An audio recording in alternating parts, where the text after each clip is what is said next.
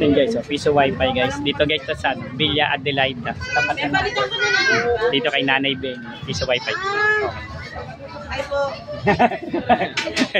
So yun, so okay na po yung piso wifi ni Nanay. So anong nangyari daw ay no IP allocation, obtaining IP, you know, couldn't get IP. Yun. So ang ginawa ni Nanay, tinuruan ko naman siya, pinatay lang yan din, gumagana na. So wala kami ginawa. Aray ko.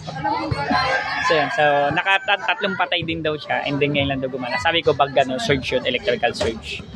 So kasi kung sira na yung memory card yan, kahit anong patay mo dyan, hindi na yung mabubuhay. So yun, okay na siya. So yun, so mamaya kita-kita na lang po tayo sa 8 butas po, no?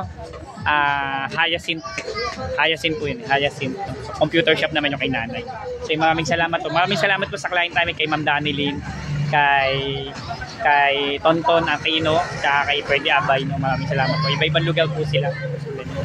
Yung mga taga-Dasma, tingin ko po baka Monday na po tayo kasi alanganin na po tayo. So maraming salamat po. So guys, dito guys, tapat na ng port. Yan, Nanay Ben, Villa Adelaida po.